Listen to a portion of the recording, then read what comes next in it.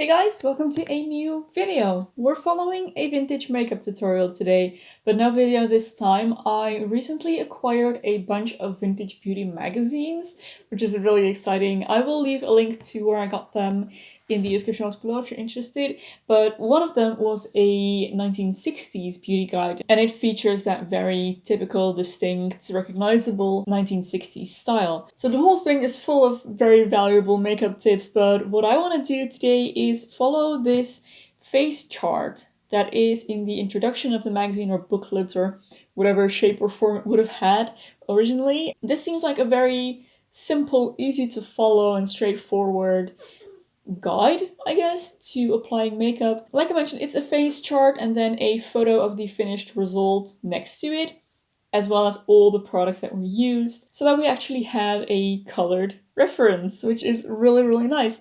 So this is what I want to follow today. However, of course, I don't have access to 1960s makeup products, and the makeup that I do own is limited, so in some cases I've had to choose between something that would have a similar color or a similar texture. Yeah, I will kind of walk you through that as we go. So I'm gonna start by pulling back my hair. Alright, let's get started. Basic makeup plan. The first step. Apply pink undertone to face and throat to give a soft glow. So you can see the pink undertone they're talking about in the picture. In the 60s, it was very common to neutralize or kind of color correct your own skin tone, and pink was seen as a kind of universally flattering, youthful, feminine, bright color to use as a base. I think nowadays we would use color correcting primers for this purpose, which is something that I don't own. The closest thing I have is, I think, this foundation primer. Actually does have a little bit of, well, no, it's not pink, it's more of a beige. Just gonna apply this all over my skin. Conceal lightener is pressed into forehead and throat lines, around eyes, and in a thin line down tip of nose. Throat lines. Well, according to the chart, it seems to run down forehead, nose, under the eyes here, in her smile lines, kind of going all the way down. I'm not sure what throat lines are, but I'm just gonna go with that area, and for this purpose I'm going to be using a liquid concealer in a light shade. That's the closest thing I could find to a kind of light toned cream product. So that would be the forehead, a thin line down the nose, under the eyes, here. So I think I'm just gonna pat it in with my hands.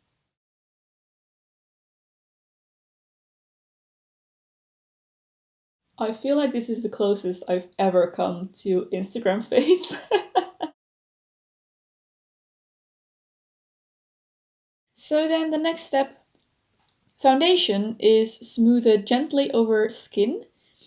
Foundation is number 3 on our image here. Is smoothed gently over skin and excess is removed.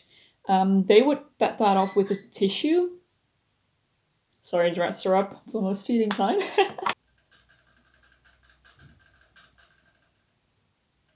I am not sure how this would have been applied because it doesn't mention any tools up until this point. So I'm just gonna assume it's hands. Then later in the booklet they do say to apply foundation over your eyelids as well. So I'm just gonna go ahead and do that. The rest of the book, by the way, has some great tips about eye shape and blush placement and correcting that foundation on. So I'm gonna grab a tissue and try and get rid of the excess because this is very heavy right now.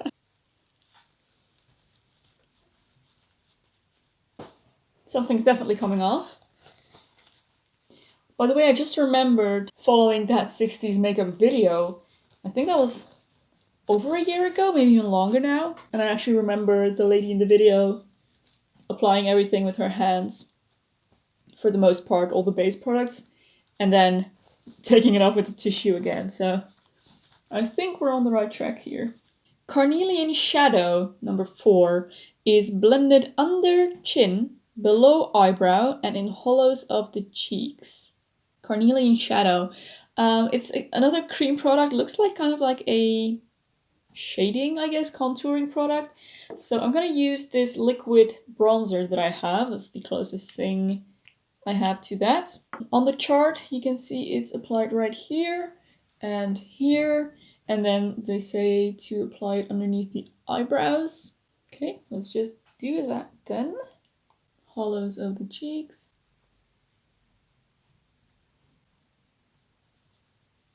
And then underneath the chin.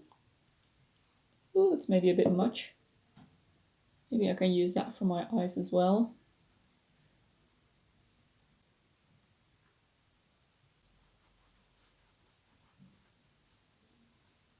I'm not a huge fan of the bronzer coming down so far down the throat, but at the same time, it's not actually that bad. It looks better on camera than it does in real life. Cream rouge is toned over fattest part of the cheek in half moon shape. Yeah, so cream rouge, another one of those things I don't own, but I have learned over the course of doing these videos that I can just use lipstick. So I'm gonna take this pink liquid lipstick type product on the fattest, I think that's right here, fattest part of the cheeks in a half moon.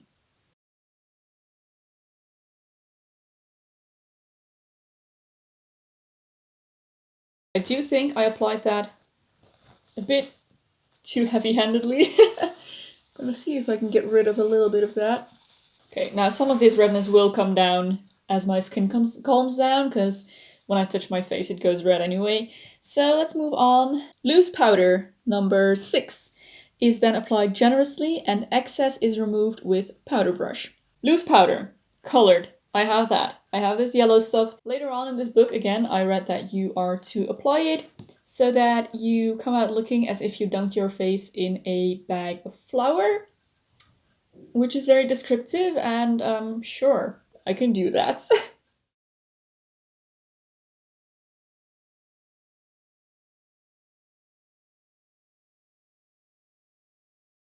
Okay, so let's take this off with a brush. I need to sneeze. Okay, little tip from me to you. Try not to breathe while you're doing that. Yeah, this is incredibly heavy. Incredibly so. Definitely not how I would wear my makeup in normal life. Oh, we're moving on to eye makeup. So the upper lid is lined with a brush and carnelian liner and frosted emerald. I can see 2 liners here on this image. One is kind of like a brownish color, one is a greenish color. I think these are either liquid or cream liners. For this part, I have chosen texture and color over proper application. So I am going to apply a brown liner and a green liner, but not with a brush, because they come in, you know, obviously this form that already has brushes. I'm not entirely sure what it means when they say lid is lined with a brush and carnelian liner and frosted emerald. Are you supposed to use them over each other? Or next to each other? Who knows? It doesn't really show in the image either. It looks like she's just wearing black eyeliner.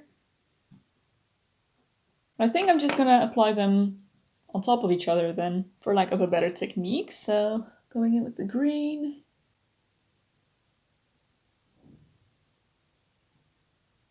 What I do know is that back in the 60s, makeup would have been way less pigmented. When I'm doing this, the green is just completely covering the brown.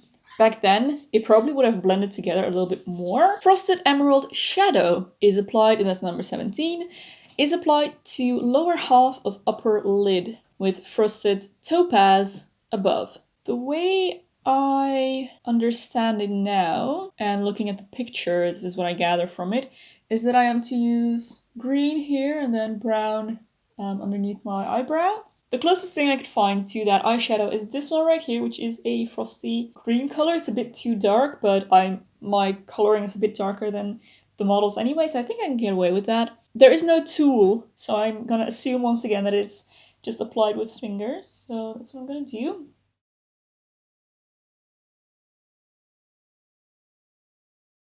I just took the tiniest amount, but it's still coming out pretty dark.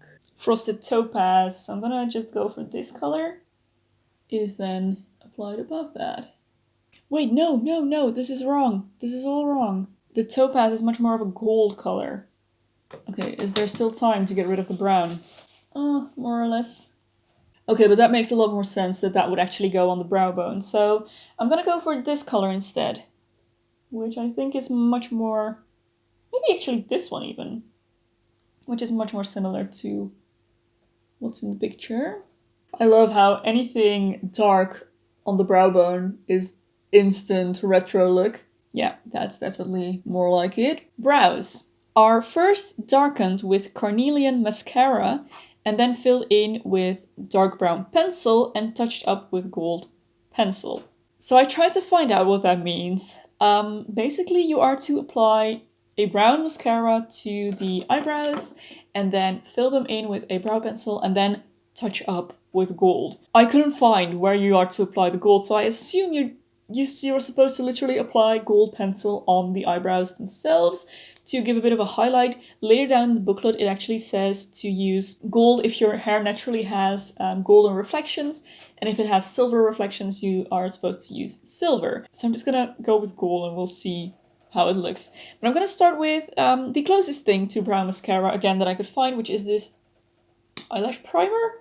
Tinted eyelash primer, which is actually brown, so I say it's close enough. But once again, I do think that this product is of a very different quality than it would have been in the 60s, and I'm gonna end up with much darker eyebrows than is intended, maybe. Oh, you are supposed to brush the eyebrows up with the mascara. That is also explained later in the booklets.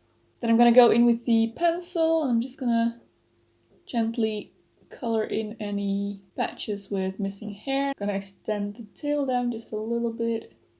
Next up, the gold pencil. Just gonna do a couple highlights, I think. This is quite intense. I'm not sure I'm a big fan of this, but that might be because of my pencil, because it's actually apparently shimmery as well. So now I have glitter brows. Lashes are darkened with carnelian mascara and tipped with emerald. So once again, they use two different mascaras, the brown and then a green one, which I don't have, but I'm going to use a little bit of that liner for that. So we start by using the brown. I'm just going to apply that as usual. So now for the green touches. I like the idea of this, but I also feel that with the emerald mascara and the emerald liner and the emerald eyeshadow, it's all just kind of melting together, and I prefer a bit more contrast myself. We're moving on to lips now. So lips are outlined with lip liner pencil, number 12, and then filled with pink lipstick and red brown. So I think this is again a case of just mixing until you get a desirable shade.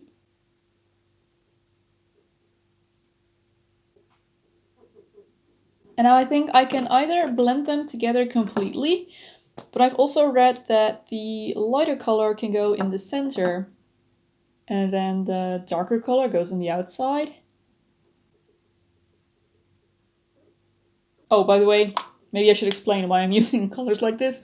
I don't actually have any pink lipstick, I found out. I only have liquid lipsticks in pink, and I don't think this would work with those, so that is why, once again, my makeup turned out a lot darker than it was supposed to, according to the images. Oh yeah, that's it, we're done. Okay guys, so here is my final 1960s basic face chart makeup. It looks very retro. I feel like you can tell that it's not from this decade. Mostly because of the eyeshadow and lipstick combination, I think. Green or blue eyeshadow with pink lips. Pink or red lips just screams retro to me. It's very heavy for me as well, but I don't feel like it looks bad. Let me just take down my hairband. Maybe you can That's flattering. You can see it a bit better when I wear my hair like I normally would. So it's definitely a much heavier application than I normally go for, especially on the cheeks. I feel like I went a little bit overboard with the blush there. Of course, the colors that I use are darker than they should have been, but all in all, I don't feel like it's very bad. I was surprised that I do actually like this neck contour here. I feel like it only looks weird when you know it's there. But you might not notice if you hadn't known. I'd love to know what you think. If this is something that you would try, maybe with some lighter colors. But I am going to end the video here once again. The link to this full book, as well as several others, will be in the description box below. So I want to thank you so much for watching, guys. I really hope you enjoyed it. If you did, don't forget to give a thumbs up and subscribe to my channel for loads more beauty and lifestyle content. If you would like to support me through Patreon or my merch store, there'll be links in the description box below. Thank you so much for your support. There is another video here that I think you might also enjoy. You can go watch next. Thank you for watching, and I'll see you very soon in my next video. Bye!